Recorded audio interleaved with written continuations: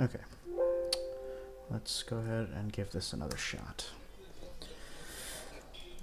What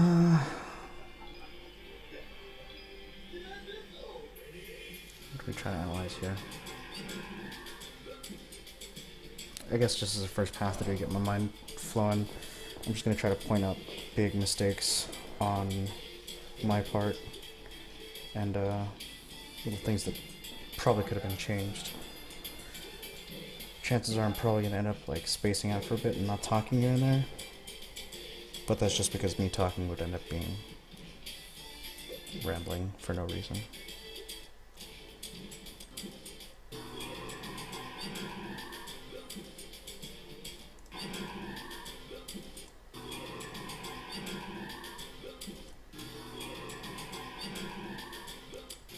So the reason I keep replaying here is because I'm looking at this bear that I do afterwards. More often than not, I know that I have a habit of liking to try to shark for people's jumps, especially when they're put under pressure. And I don't think that's necessarily a bad thing, because more often than not, if you get someone in a neutral situation, in a neutral position where someone's over here and someone's over here, then you might see some dash dancing going back and forth to try to feel the other person out and play footsies to see who makes the first move. But if someone is in a tighter spot like that, where they just took 34, somewhat close, they're really not in any sort of danger from Peach, just because, I mean, from this position, what can the Peach do with the Falcon standing still and shielding? I mean, she could dash grab, just try to go for the grab, which feels like it'd be too slow. In which point you can go for a stop if you feel like that's what he's going for, or try to go for the float, which would counteract that. But why bother risking that when you can just go and try to shark their jump? I don't think it necessarily worked here just because the spacing was a little too far off. Maybe if the Falcon was maybe here instead, then that would work out a lot better, especially with his back to me. So there's a neat little interaction where me and him just avoid each other by a hair, just because he pulled up for the stomp. I definitely think that I could have been playing faster, and after this bear misses, maybe I possibly didn't L-cancel. I don't have a good enough eye to see whether or not I did or didn't, or if I just flat out kind of spaced out and stopped moving, because if I was faster, then maybe after this point, he goes for the stomp, he misses, my bear misses, then I land.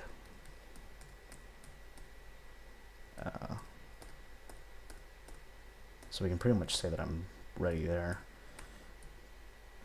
Maybe like 7-8 frames where I'm not doing anything, versus him. I really wish there was a way for me to just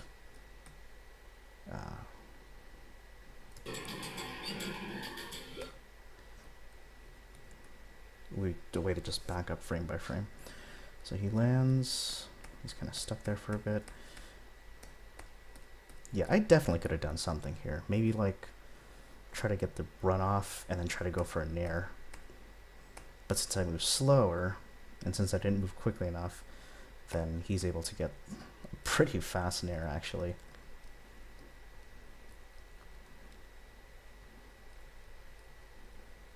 Could only get 2 hits, actually. Yeah, but I guess this is just analyzing micro situations, and really I should be looking more at the big picture. That just boils down to,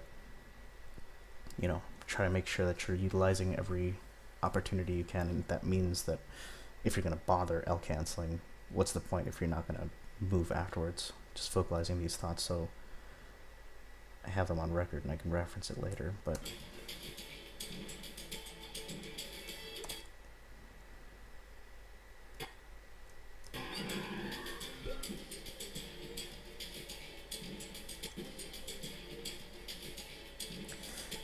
so I think that I'm pretty positive, actually, that if I had just shielded um, here, if I just shield instead of going for the roll, then I could then punish with a shield drop. Probably going to say that I messed up and maybe put my control stick too far to the left, so that's why I put in a roll. But I guess this is another situation that shows my tech flubbing. Because imagine that same spot.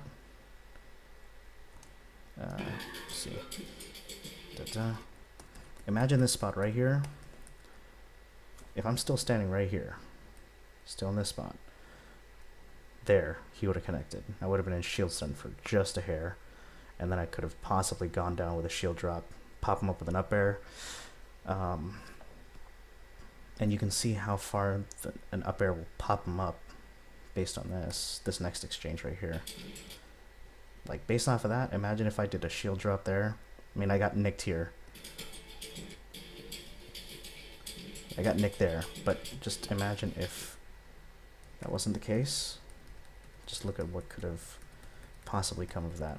So I get the shield drop here, get that little pop up, and he gets up to right about there, which means by now I'd probably be here, because I was kind of like stopped by getting nicked by his attack. That point, I could have just done a jump, waveland, or jump, double jump cancel on here, and then wait for the tech pattern to see which way he goes, and then get a regrab, and then at that point, 48, I can go for a chain grab to at least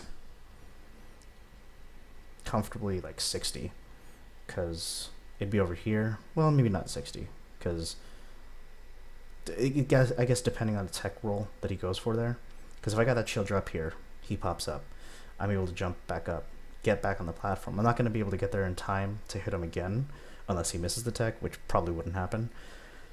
But I would be able to get there in time to get a tech roll in either direction or in place, whatever the case may be. And if he's on this side, then I can probably take that to at least 60, 65, maybe 70. If it's on this side, then chances are he's going to try to, like, you know, mind game between, is he going to go for this platform after the up throw, or is he going to go over here? Or I could even try maybe, like, even if it's here, I think I should recognize that if I get the grab here, with me facing this way, I should go for a down throw, because then at that point, it just becomes a tech chase game, where I either read a tech roll, or he missed the tech, and then I can get a dash attack.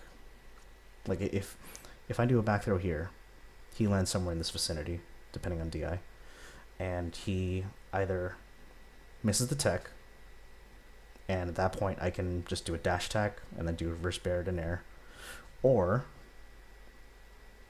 if he doesn't miss the tech, then at that point it just becomes a game of whether or not he's going to get up attack or roll, which he's probably going to get up attack, because rolling on a platform is pretty much a dead trap.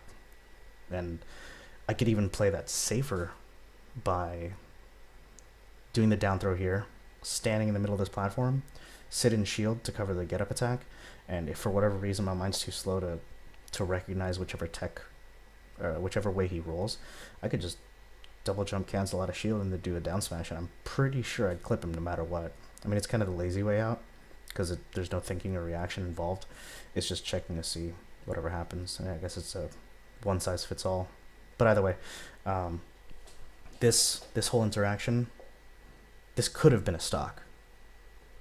I mean, 5 seconds in, already there's a huge opportunity that was wasted by me missing this possible, just sitting in shield, wait for the hit, and then do the shield drop, and then everything just follows from there. Because even though he does have ways to interact with all of that, his percent's so low that he really wouldn't fly that far to the point where DI would have as huge of an effect. Because I'm fairly positive, I mean, either way, like, if I got that shield drop, I get the shield drop, he gets hit by the up air, pops up here, he lands in time, and I either punish, and I wave land or double jump cancel on the platform, If he misses the tech, free follow-up.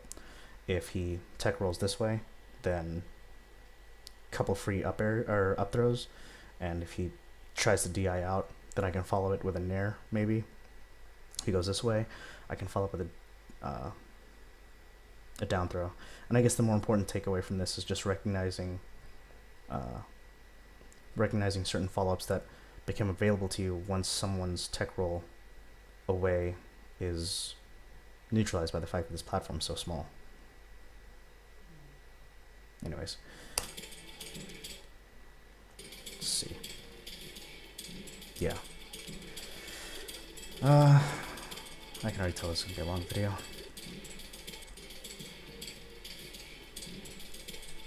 Okay, so this was a really lazy option for me.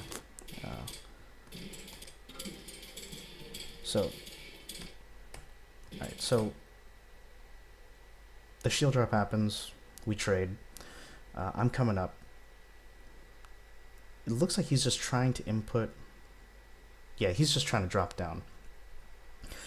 I don't know why. So this is kind of a twofold thing. It really depends what I was trying to look for in the situation.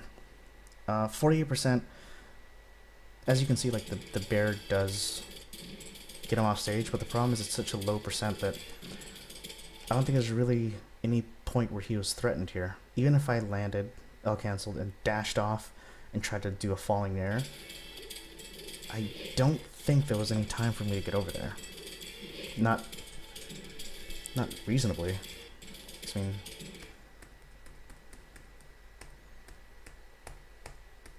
okay, so about now I can move, give or take. I don't know the frame data, which means if I dash, start moving this way, I'll be like, you know, moving along at this rate.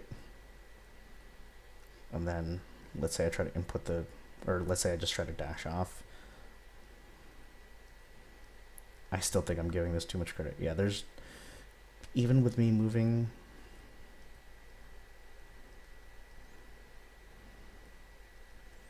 I don't know, maybe this could have been it, but it feels a little risky, I guess. I don't know.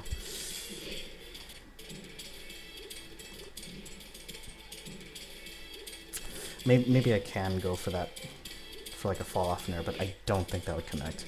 But more importantly, instead of going for a back air, I presume that what I was trying to do was establish stage control. As you can see, I kind of like start getting a drift going towards center stage here.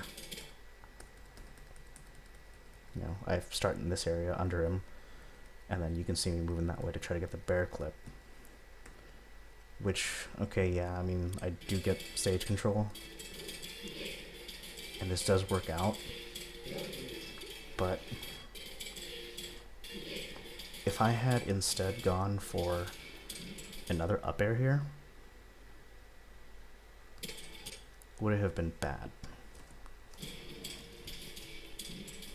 If I go for an up air here, so if I jump at the same time I do, just, you know, adjust for my drift if I'm just going straight up. So right about now I could hit it with an up air. If he shields, I just drop back through. Well, no, actually no, I committed a full hop, so I'm pretty sure I would land on the platform.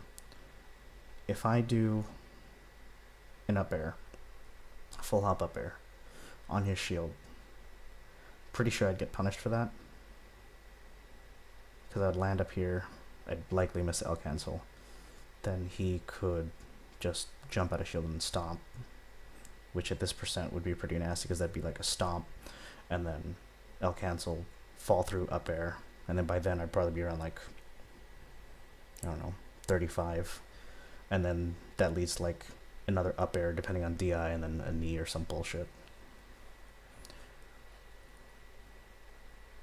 But if it didn't, and given the way this played out, I mean, he doesn't want to be on a platform, right? Like, you don't want to be above a peach as a fast faller, because she can have her way with you.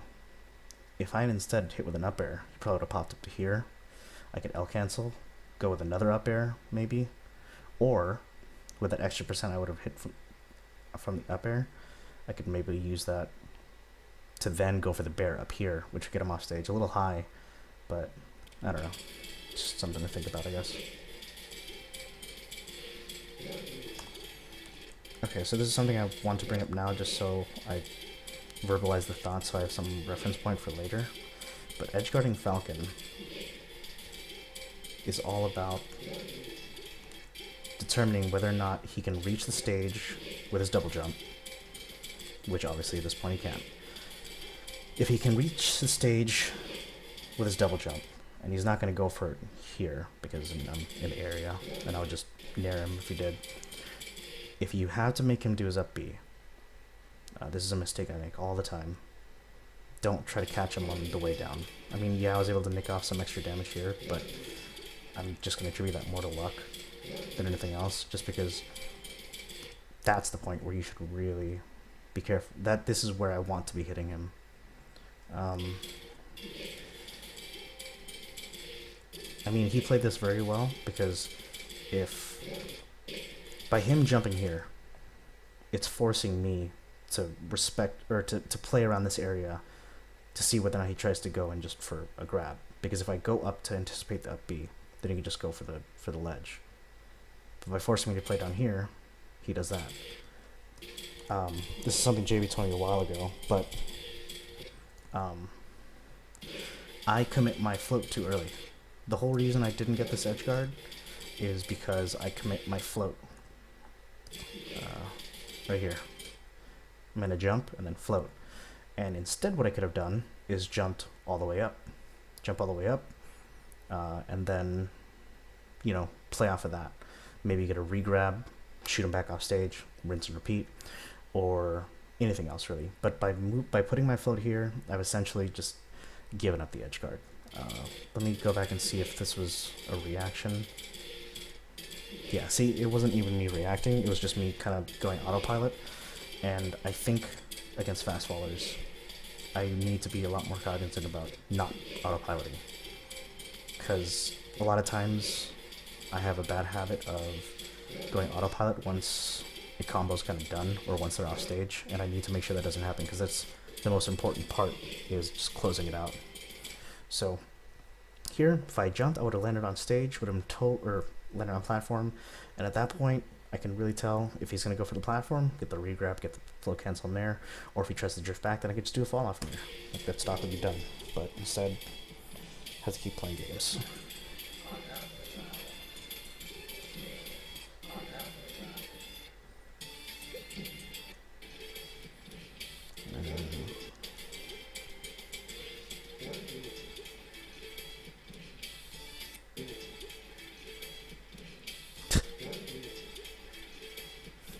Cheeky little bastard. He tried to go for a... I'm just gonna call it a nun, but... Cheeky bastard tried to do a waveland off the platform, and I'm pretty sure, knowing this little cheeky fuck, he would have tried to go for a stomp. Yeah, bastard. So, why did he roll?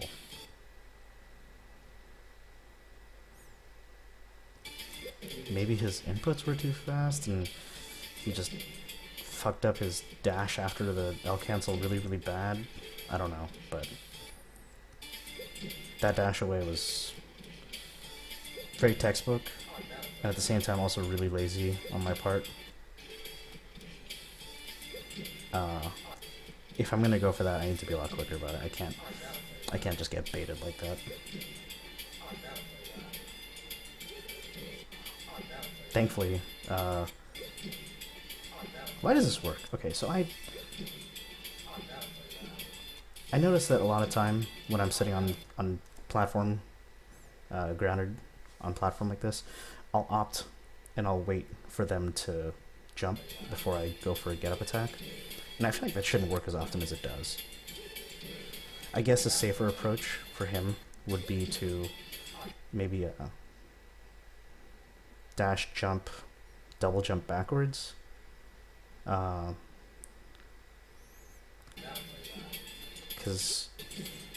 I want to see if I'm doing this in reaction to him jumping. If if I'm inputting the get up attack in reaction to his jump, then okay, cool, I have good reactions. But if I'm just trying to get like a read on when he jumps, then okay, so let me back that up again. Okay, so from the time he squats, 1, 2, 3, 4, 5. So 5 frames, him getting ready to jump, and that's when I input the get up attack. So if I was actually reacting to that, then neat. I don't think I could have been punished for that.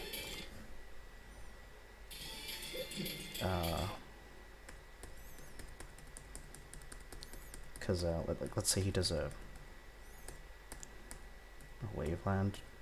Or if he just short hop, I guess that'd be a way to bait it out. Yeah, I don't think there's a way he could have like wave land. Well, maybe he could do like a wave land in place and then shield, but I don't know.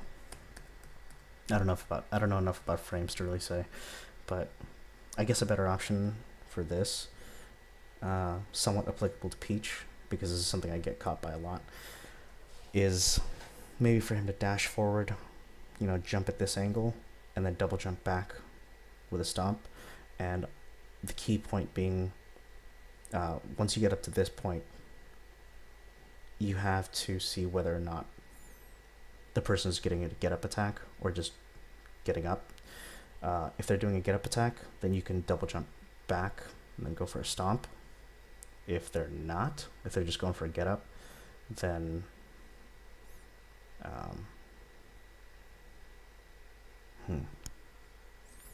maybe just double jump up here, wave land, and then do like a falling up air.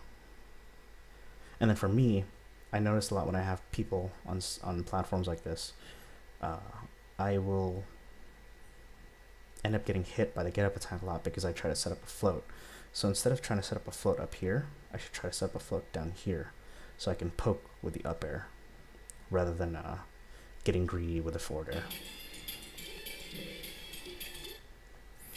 Let's be real, I got really lucky, but that knee didn't connect. Yeah, let's be real, I got really lucky there. Because that, yeah.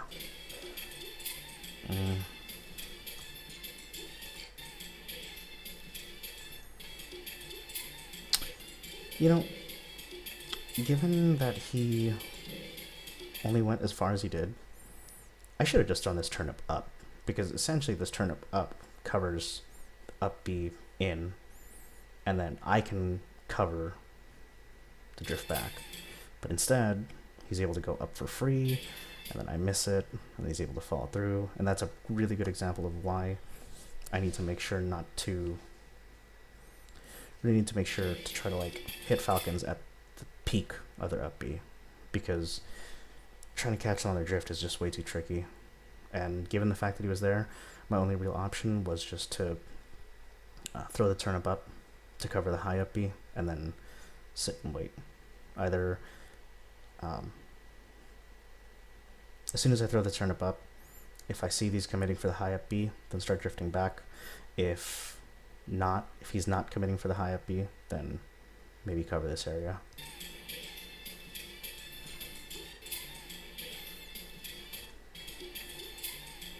Also, I should have done a dash jump going to the left.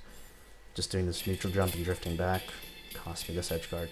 So this is a stock that could have ended decades ago with that little shield drop interaction here, but yeah, and this is only 35 seconds into the clip, and this recording is longer than that.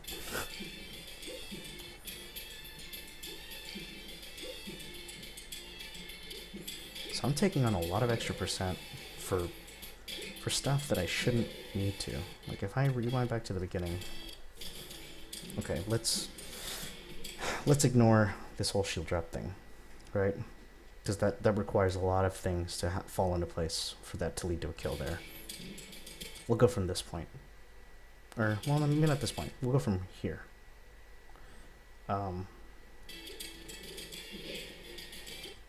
I could have ended the stock with 17%. But because of that float right there, he's able to rack on an extra 40-ish%.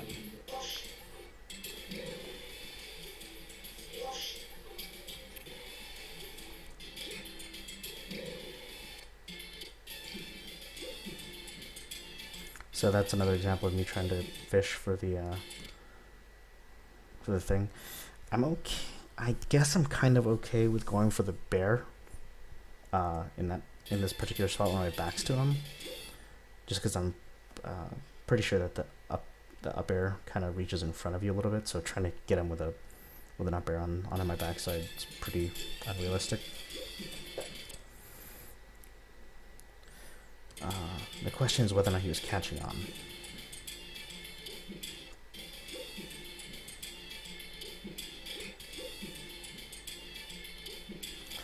I'm trying to figure out why would he tomahawk there. So I go for the bear. I'm assuming that shield is in response to the bear.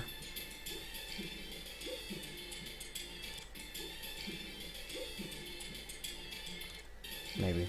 I also know he likes to use shield stops for movement. This is a JV specific thing, but so why did he tomahawk here?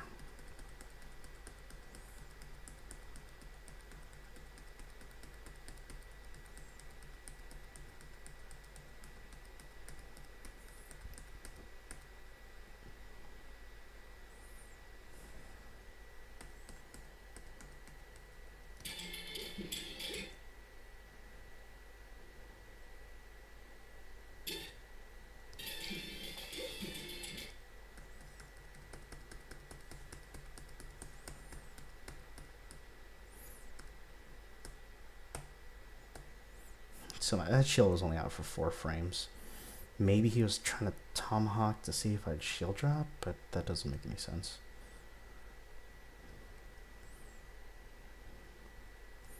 Maybe that was just to kind of test the waters, but that's a really risky way to test the waters, isn't it? I mean, I guess tech flub is always a possibility, but I don't see what he could have possibly been going for there. So once he... Ignoring the tomahawk for now. Once he sees that I'm on the left side, because I went for a roll, he tries to commit the double jump and the bear to knock me off. And I'm going to guess that he probably hits an L cancel and falling up air. I guess that would have been the autoplay, or the autopilot.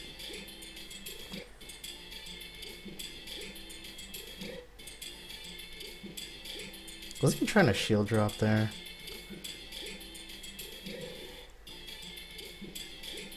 Huh. So there's a possibility the spot dodge was, oh, I don't know. JV doesn't like the spot dodge, though. Sitting in shield. Light shield.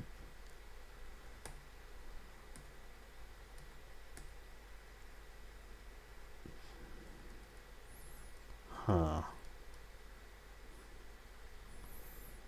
I don't know. I think you messed up, my friend. I think you were trying to shield drop. Because that would have been a great little way to cover all of his options there.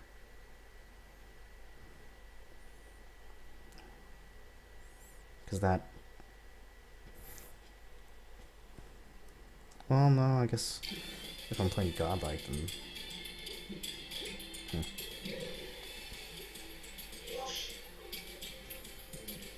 Okay, that was so lazy on both of our parts. Like, this is the kind of thing that I think there is no analytical value in this interaction right here, other than don't do this on both of our parts. He goes for what I can only describe as a YOLO nair, which, I mean, maybe he was trying to edge cancel, but if he was trying to edge cancel, he missed it by a mile. Looks like he's going for a grab too. He's trying to go for a nair to a grab, but he gets grabbed first. Yeah, there's. So I'm guessing he wasn't going for the edge cancel because there's no way he'd miss it by that much. I mean, it's just lazy play on both of our parts. Like, that's just such a bullheaded attempt, and at the same time, like, look at how long I'm sitting here. Okay, we'll call this frame 1. All this time, I'm just sitting here. I put up a shield, I drop the shield, and then I'm just sitting here in shield this whole time, just being content with a shield grab. Like, the point that I even started shielding was just indicative of how lazy and content I was with letting him dictate the pace. And overall, this is a huge problem with my play, is that I described it to my friend as I like to find the other person's tempo and mess it up, whereas the way JB plays is he likes to dictate the tempo. And I think if I'm going to get any better as a player, I need to learn how to create my own tempo, and I cannot rely so much on just trying to mess up theirs and solely work off of that. I think that's a huge part of why I tend to play down to people, but like I commit the shield before I commit that first shield before he even started moving. But yeah, this is just terrible. It worked out for me, but that doesn't excuse the fact that this was awful. So here, I don't go for the turnip, and instead I go for a jump and a float. Now this float also ends up... I still don't think this float was good.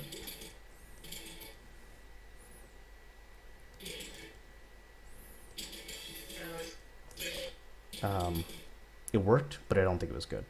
Because really what happened here, I'm pretty sure my thought process at this moment was, yeah, let's drift in, make him want to drift out. Because, you know, at this point he's already starting to hold back if he wants to drift backwards. And then we'll drift back and then clip him with a bear. But judging from this, it looks like he probably just went too far. I think he couldn't... Oh, yeah, he'd be here. Yeah, he definitely could have gotten that. And I mean, that, like I said, it worked out for me, but that wasn't because of me. It's just because he messed up. Which I don't think there's any value in that. Okay, there's another huge thing that I found out later when I played him again when I went back to the Philippines. This turnip does diddly squat for me.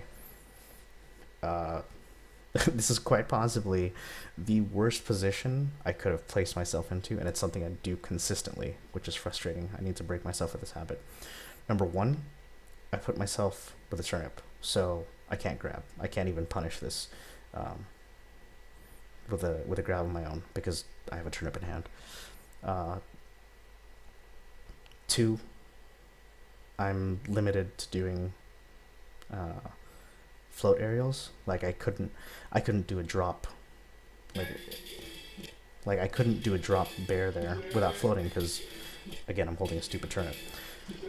And more importantly, by sticking myself on this platform, what do I possibly gain?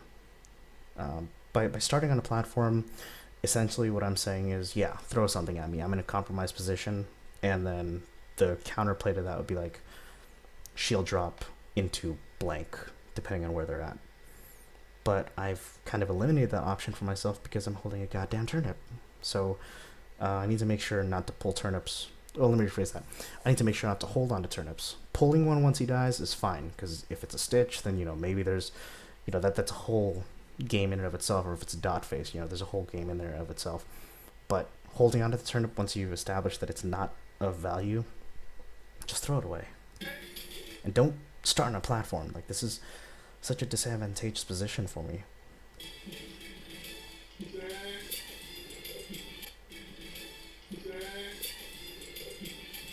Like, I can't even try to say that this turnip fair was like a planned thing. It's just, I need to ditch this turnip, and that's just the easiest 6% I'm gonna get. Okay, another huge tech flub that is a consistent recurrence.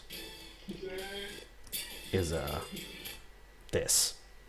So many times I catch myself doing unnecessary fares, but tech issue that needs to be scrubbed out.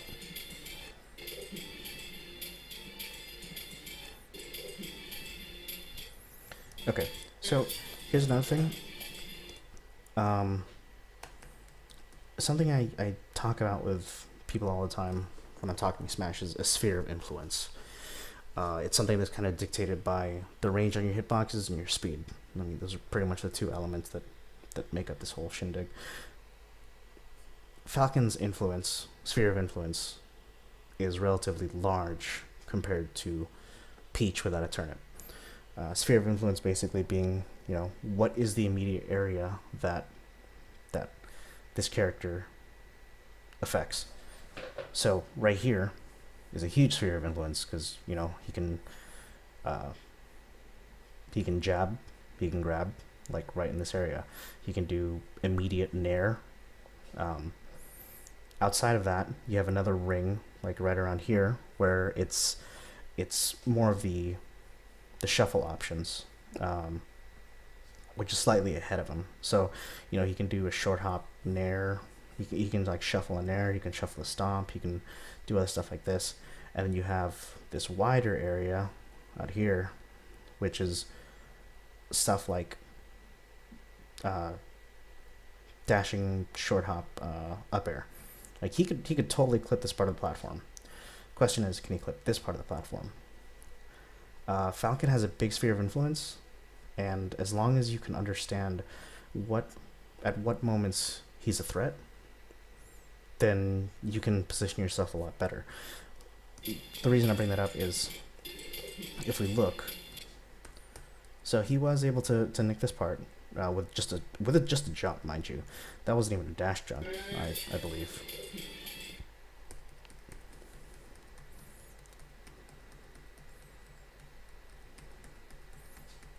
Yeah, this is just a jump. With a dash jump, like that extends to like here. Maybe the shield was right. I don't know. But given the way it played out, I just need to recognize the fact that if I'm outside a sphere of influence, I need to just move to a better position. Obviously you want center stage. If you want center stage, like, why am I just sitting here on this platform all this time? I sit and shield.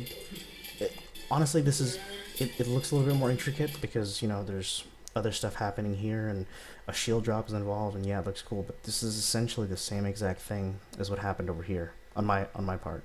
I'm just sitting in shield waiting to react, and again, this comes back to the whole overarching thing of trying to play at someone else's tempo and just mess it up. I need to be willing to establish my tempo, my own tempo. So instead, after I get clipped by this up air, right there, why do I immediately go into shield? Yes, he could have, gone over and gone for another shark, or the worst thing that could happen is if he just goes for a shark, and that leads to other opportunities. But if he went for like a full hop nair, if I hadn't sat in shield, I could just drop it right away and then claim center stage as he jumps over to the side. I think fighting for center... I think that the way my mind operates, I need to set certain goals in order to be able to think about how to overcome certain aspects of my play. The big problem being the tempo setting. So how do I go about fixing that problem and establishing my own tempo when I play games? And that's, you gotta find a goal that will force that to happen. And I think that can be done by me trying to control center stage. If I try to control center stage, then it gives me an active goal to work towards. Keyword being active. Essentially, another way of saying that I'm playing to someone else's tempo is that I'm playing reactively, whereas someone trying to set their own tempo is playing proactively. They're trying to they're trying to put themselves in good positions and dictate the pace of the game through their positioning and through their pressure and whatnot. And I think looking at Armada's play, you can see how he puts himself in good positions to be able to dictate the tempo. He can and is very good at disrupting your tempo because he's such a defensively sound player, but that's not his goal. It's just another trick he has. The main goal of all the top players is they're trying to establish their own tempo and get control of the game. Whereas when I'm playing my best, or let me rephrase that, when I'm playing well, I'm just trying to give the other player a false sense of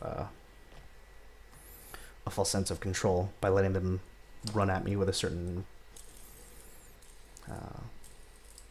having them run at me with a sense of control and then taking it away from them through things like shield dropping, flow cancel attacks out of shield, things like that.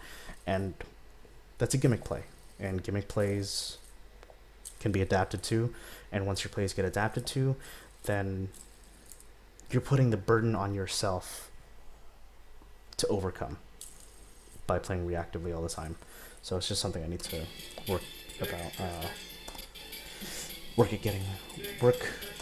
make a conscious effort at getting better about.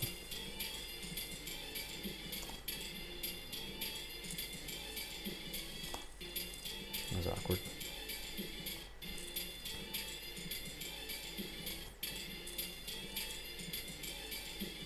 So this knee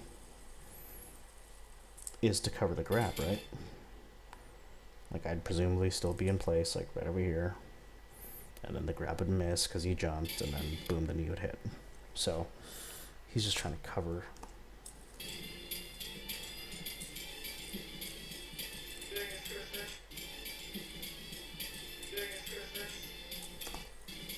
You know what? Something I think I can utilize. So during these best of games I have with JB, I haven't seen any so far, but I know that I would use double jump into float, and I would use the horizontal momentum. And this is a really good example of where it would have worked out well for me, because I jump there, which at this point, let's say right here, I've effectively seen his commitment, and this is within reasonable reaction time to do it. I just hit double jump and then try to drift in and then float with a bear, and then land and then get a down smash. Just need to not space out on things like this.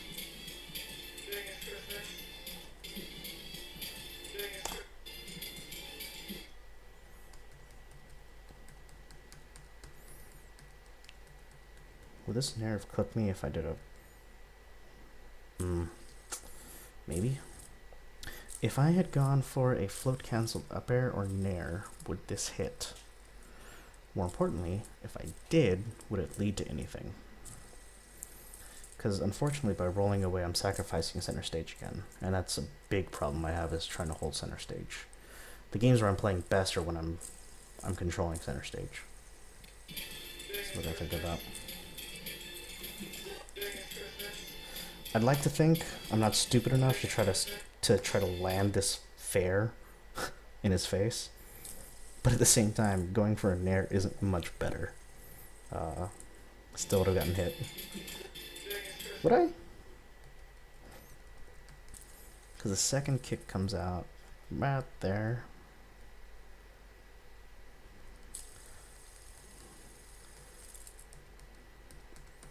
Let's see. So the first kick misses, and then I'd be coming with a nair like this. Yeah, if I hit I want to say I probably caught the fact that I wasn't trying to do a fair, and I landed so I could try to shield in time.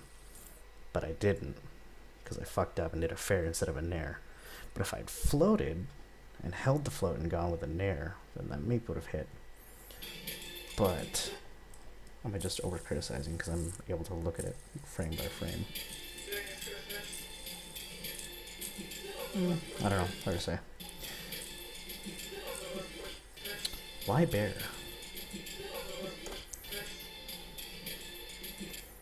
Because, like, let's look at this, right? He hits me with an air, pops me on a ledge, he goes for an upper here. Why go for a knee?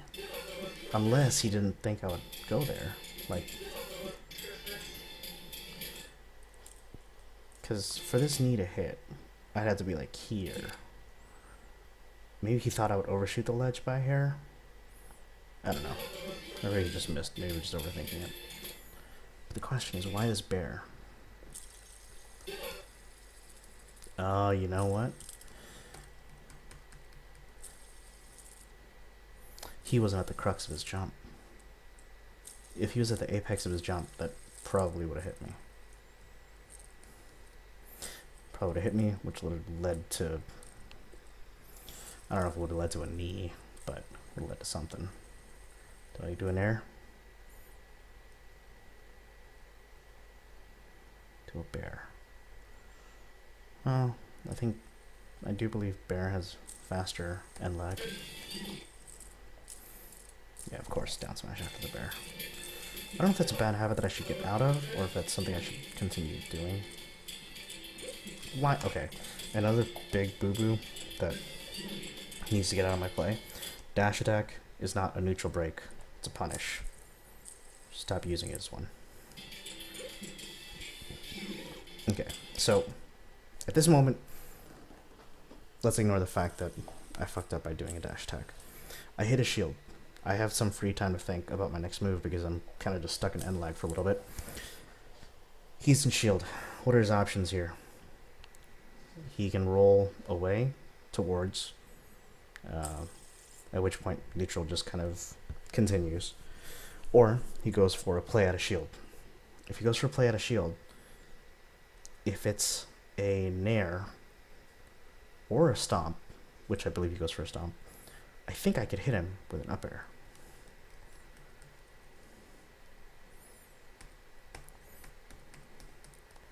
I'm pretty sure an up air would have hit.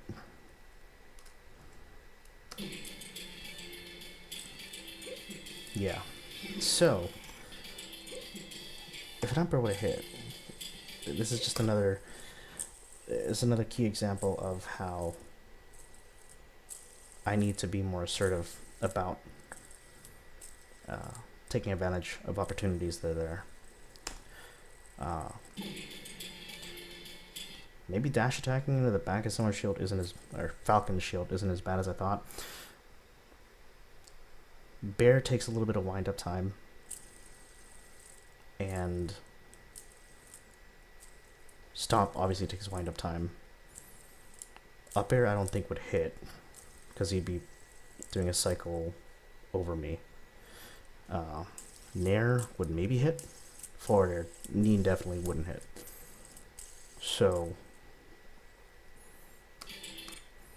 I just need to not be so passive, and I need to be a little proactive and just recognize the fact that I probably could have gone for an up air there. I mean, at that point, like I'm at 90%. A knee will kill me pretty much no matter what on Battlefield. So what's the harm in going for an up air here? Nothing, right? Like 32%, that's pretty juicy. It can lead to a lot of different things. So I just need to be a little more conscious about plays like that when I can kind of, you know, swing for the fences.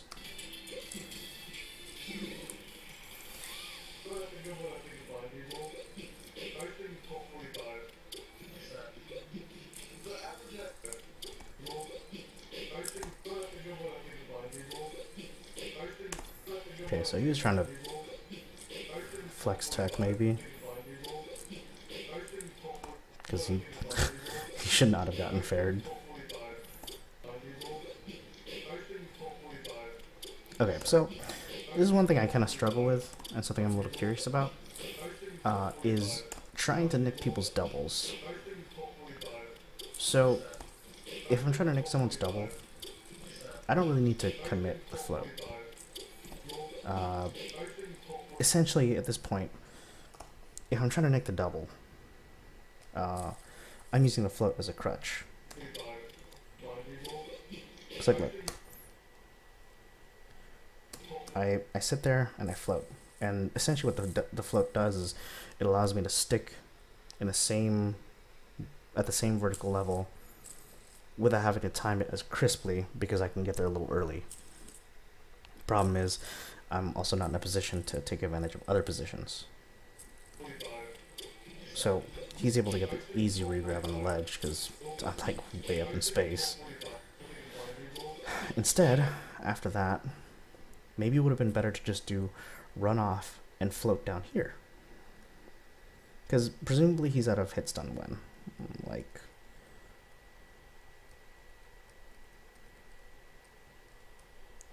Wow. He, he sits there in that stupid pose for a little while. I think while he's still doing this, he's in hit stun, I think. But once he goes to tumble, then he's out, right? Okay, so we'll say around here he's at a hit stun. Like, does that feel about right? Yeah, it feels about right. Okay, so we'll say he's in hit stun until about right here. If he's in hit stun until about right there, what is the problem with me just running off and floating here? If I try to go for it all, there's a chance he just jumps over me, and then at that point I'm in a pretty bad spot because now I'm off stage and my float's down. If I just, you know, maybe dashed off rather than jumping. I don't know.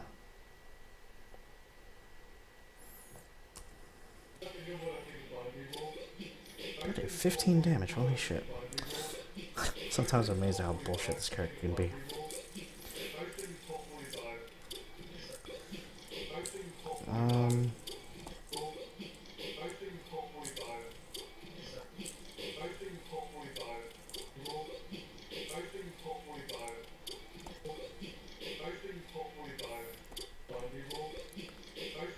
So, after I swat him off, I think what I can do is I can just sit here and wait for just a second. Like, just a hair. And at that point, I can see whether or not he tries to go for a high recovery or low one, and then I can react accordingly. I can even afford to turn my back to the ledge and just sit there, because... well, let me take that back. After getting him off stage like this, I can just stand right here at the ledge, be ready to do a float cancel, like a ground level float cancel dare to cover the ledge grab. At the same time, I'm close enough where if he tries to go up on stage, I can hit him with an air. So this is just a little bit of jumping the gun on my part. Could have led to a stock, you know, but it is what it is. Okay, so sometimes just because I do want to be more proactive doesn't mean that I should always try to be going, you know, in 6th gear 24/7. Question is, was back throw the way to go? If I had instead gone for an up throw, I think there's definitely some possibilities for things that could have happened here. If I go for the up throw, if he goes for platform, I can just do a double jump cancel on the platform. If he goes behind me, I can just, you know, same situation as before, just stand here, wait. If he tries to go for platform, then, you know, jump up there and just throw out an air or a bear or something. If he tries to go for stage, then, or go for ledge, then maybe you have to give that to him because it's just such a tight timing window. But yeah, off stage isn't always the best option. Just something I need to consider. Right here. Why? What? I'm... Once he grabs the ledge, I'm totally okay with backing off, because at this point, I know JP can ledge dash, I know he can abuse the invisibility, so I'm okay with backing off. That's not the problem I have with this. My problem with this moment is as soon as I throw, I immediately throw a turnip. Or pull a turnip. Okay, maybe it was a stitch, but even in that situation, like, what does that... It gets a lot for me, but more than likely, what does pulling a turnip do for me? Not a whole lot. Instead, what I could have done is maybe be a little bit more prepared and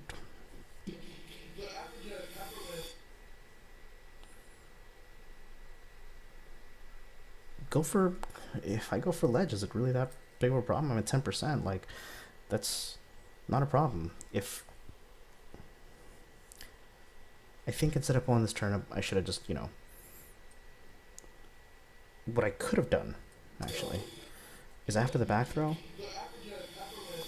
if I just float here for a split second, just to cover the immediate double jump on stage, it covers that. If he doesn't go for that immediately, then drop on the ledge. Now at that point, he needs to get on stage. And now at that point, I'm 10%, so I can just get on stage super quick and then hit him off with a nair or bear or something. Just poor option selection on my part. And then backing off, just giving away stage control like that. Really bad. And this turnip again gets me in an awkward position where I have to throw it away. And that time throwing it away gives him time to recover and get some extra percent that he shouldn't have gotten. See, this turnip, they're not so bad. I don't think. I mean, he burns his double there. Turnip gives me options to do whatever.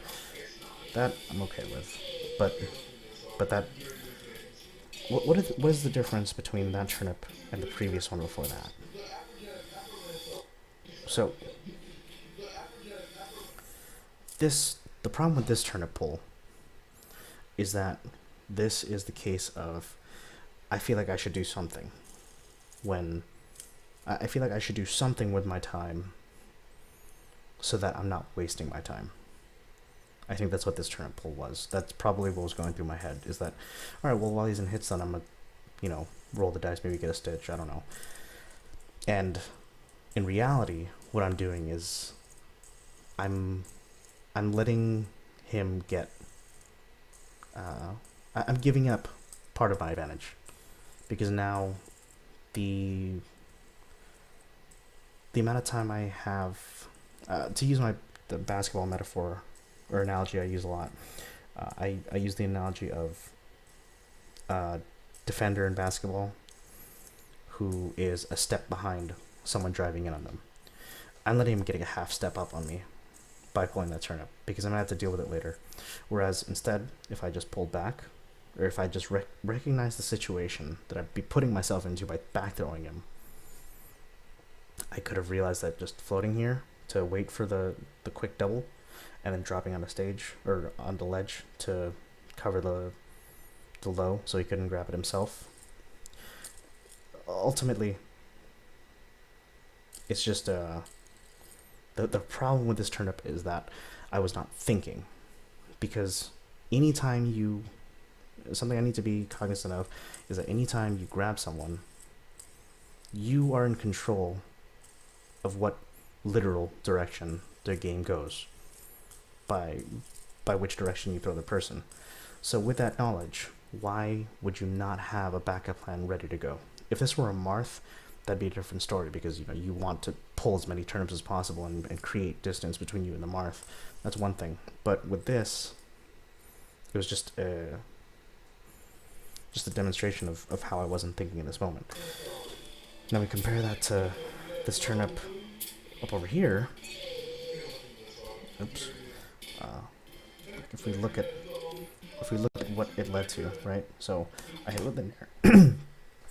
Hit with an air. I run up. This run up essentially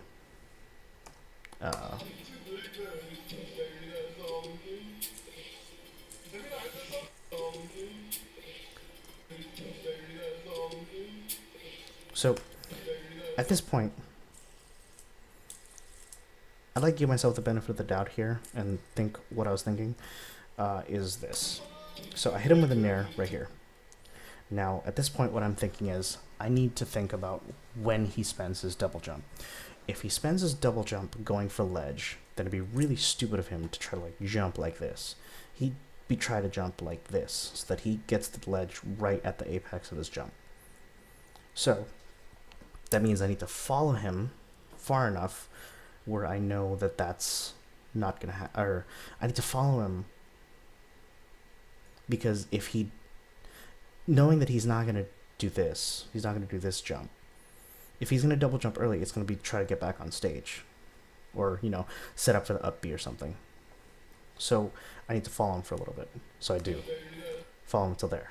Now at this point, he double jumps in just a second, which is not just confirming based off of what happens, but by moving myself up, I've positioned myself into a place where I can, like this time that he was in hit stun, I don't think I fully recognized that he was going to be in hit stun that whole time, and I think I was just covering to see in case, let's say the hit stun didn't last as long as I thought it would. Because if it didn't last as long as I thought it would, then he could have, double jumped here and then upbeat and then drifted to pull some bullshit.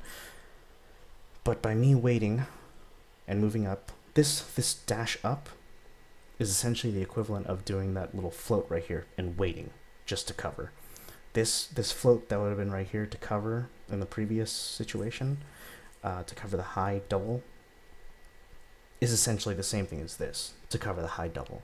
Because if he does go for a stupid high double, then I can react. If he does go for this into an up B, then I can also react, which is why I'm okay with this turnip. Because, think about it. If, at this point, I pulled the turnip, he burned his double jump. I know that he can grab ledge, so I'm going to throw the turnip when he'll be in this area. That covers that option, and then, at that point, I can jump up and cover the up B, because if he is right here, when the turnip is there, he'll get hit. Or let me rephrase that. If I throw this turnip, it covers this spot. Like, based on timing, it covers this spot.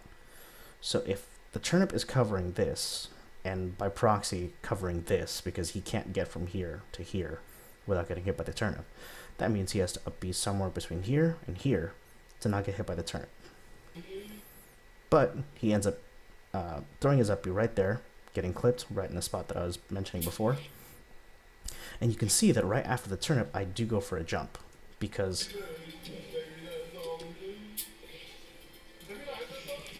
what happens is that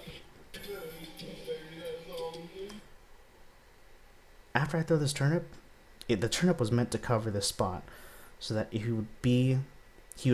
he were to go for this area, he'd be in this area by the time the turnip got to that spot, which it does end up being in. But if he had upbeat sooner, then I think I would have had enough time to react to maybe float back and then land on this platform or something. Let me see.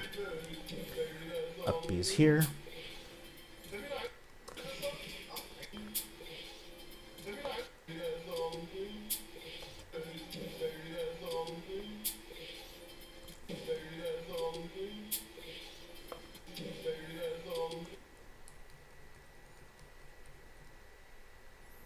Yeah, so I was not throwing the turnip in reaction to the up B.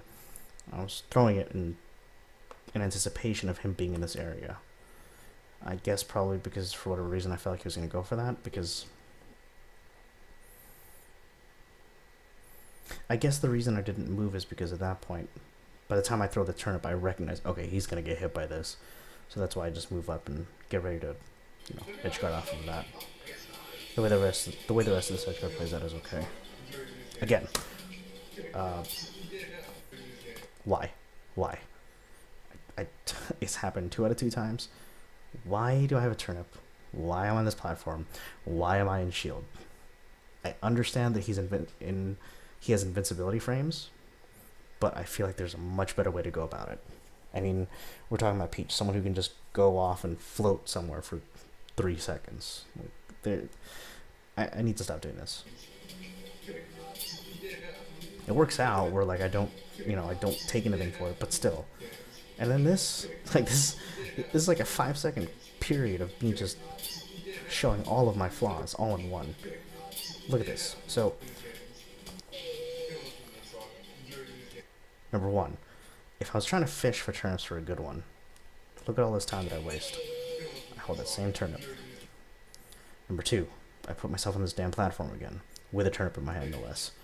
And then I just go for presumably what would have been a shield drop to Nothing, because I can't do shit because I have a turnip. And then, after ditching the turnip, I try to use a dash attack on neutral. More garbage. And then, I just sit and shield because I'm a fucking pussy. Like, that's just... I try to do it again. Just a bunch of problems.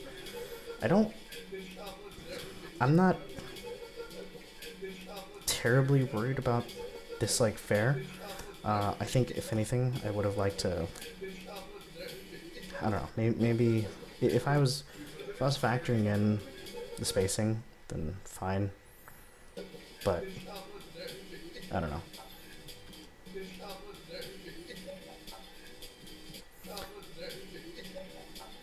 Okay, so this is just me trying to go for a read that doesn't pan out. I can't just sit on top of him with a float, because if he does a get up attack, then I'll get clipped, but...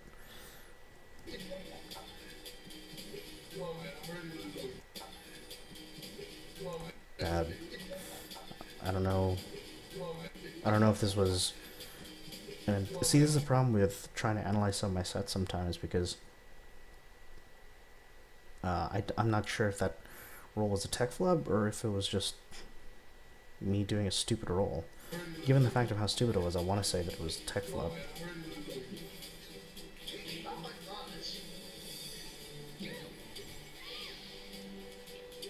Yeah, and that's just one of his bread and butters right there. Okay, let's look at DI here.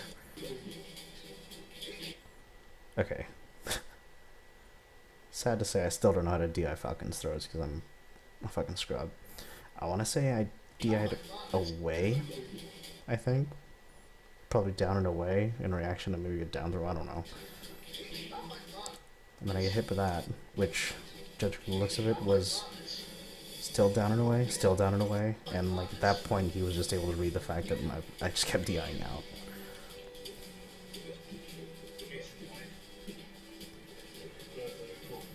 Okay, this fair? So stupid. If anything, I should have used this fair to try to get back on the stage so I can be on the ground where I want to be. That was his luck. Because this roll is stupid, and the fact that that worked is stupid. And the fact that I pulled a turnip is even stupider. And the fact that I got essentially like 80% off of this is even dumber. I like the air dodge.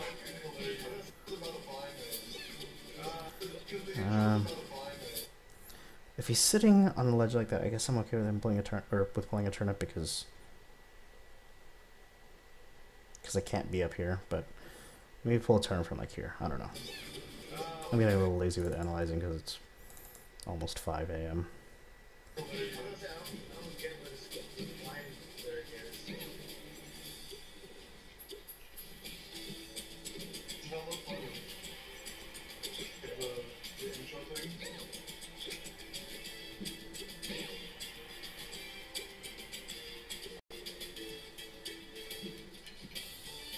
Yeah, I think I'm gonna be done with this for now, just because this is taking far longer than I thought it would, and I'll just get back to analyzing this later.